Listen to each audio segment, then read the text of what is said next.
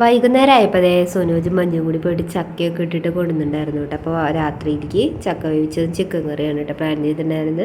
രാവിലെ ചക്ക കൊണ്ടുവന്നപ്പോൾ അമ്മ വേഗം അതൊക്കെ മുറിച്ചിട്ട് അതിൻ്റെ ചോളയൊക്കെ അനിയത്തി പറിച്ചെടുത്തിട്ടുണ്ടായിരുന്നു കേട്ടോ.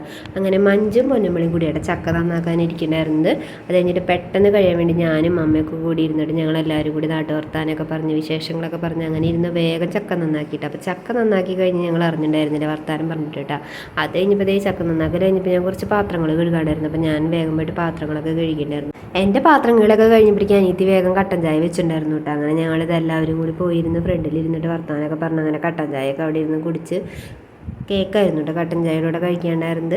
എനിക്ക് കട്ടൻ ചായനെക്കാട്ടിലും കൂടുതൽ ഇഷ്ടം കട്ടൻ കാപ്പിയുടെ കൂടെ കേക്ക് കഴിക്കാനായിട്ട്. അപ്പോൾ നല്ല ടേസ്റ്റ് ആയിട്ട് തോന്നാറുണ്ട്. എന്നെപ്പോലെ അങ്ങനെ ഇഷ്ടമുള്ളവരുണ്ടെങ്കിൽ ഒന്ന് കമൻറ്റ് ചെയ്തോളൂ കേട്ടോ. അത് കഴിഞ്ഞപ്പോൾ പിന്നെ വൈകുന്നേരത്തേക്കുള്ള ചിക്കൻ കറി വെക്കാൻ നോക്കുമായിരുന്നു കേട്ടോ. അപ്പോൾ അനിയത്തിയായിരുന്നു ചിക്കൻ കറി വെച്ചിട്ടുണ്ടായിരുന്നത്. അപ്പോൾ അനിയത്തി ഇത് ചിക്കൻ കറിയൊക്കെ റെഡി ആയിട്ടുണ്ടായിരുന്നു കേട്ടോ. വെച്ചിട്ട് അവൾ റെഡി ആക്കിയിട്ടുണ്ടായിരുന്നു. പിന്നെ അമ്മയായിരുന്നു കേട്ടോ ചക്ക വേവിച്ചിട്ടുണ്ടായിരുന്നു. അപ്പോൾ ചക്ക വേവിച്ചിട്ട് ഉടച്ചിട്ടുണ്ടായിരുന്നു. അതിലേക്ക് കുറച്ച് എണ്ണ ഒഴിച്ചിട്ട് വെളുത്തുള്ളിയും ചെറിയുള്ളിയും കുറച്ച് കറിവേപ്പിലിട്ട് കുത്തിപ്പൊടി മുളക് പൊടി ഇട്ടിട്ട് ഉടച്ച് ചക്ക അതിലേക്ക് ഇട്ട് കൊടുത്തിട്ട് നന്നായിട്ട് ഇളക്കി കൊടുക്കുക കേട്ടോ. അങ്ങനെ ചക്കയും സെറ്റായിട്ടുണ്ടായിരുന്നു. അങ്ങനെ എല്ലാം സെറ്റായി കഴിഞ്ഞപ്പോൾ നമ്മളിത് ഫുഡ് കഴിക്കാൻ നോക്കുമായിരുന്നു കേട്ടോ. മേരി കഴുകലൊക്കെ കഴിഞ്ഞിട്ടുണ്ടായിരുന്നു. അത് കഴിഞ്ഞിട്ട് ഫുഡ് കഴിക്കായിരുന്നുണ്ടായിരുന്നു കേട്ടോ. അപ്പോൾ പൊന്നമ്പിളിയാണെങ്കിൽ അതിൻ്റെ ഇടയിൽ ഡാൻസ് TV യിൽ പാട്ടൊക്കെ വെച്ചിട്ട് നല്ല ഡാൻസ് ആയിരുന്നു കേട്ടോ. അപ്പോൾ ഇന്നത്തെ വീഡിയോ ഇത്രയേ ഉള്ളൂ കേട്ടോ. അപ്പോൾ അടുത്ത വീഡിയോ ആയിട്ട് വീണ്ടും കാണാം കേട്ടോ. അപ്പോൾ വീഡിയോ ഇഷ്ടമാവുകയാണെങ്കിൽ ഒന്ന് സപ്പോർട്ട് ചെയ്തോളൂ കേട്ടോ.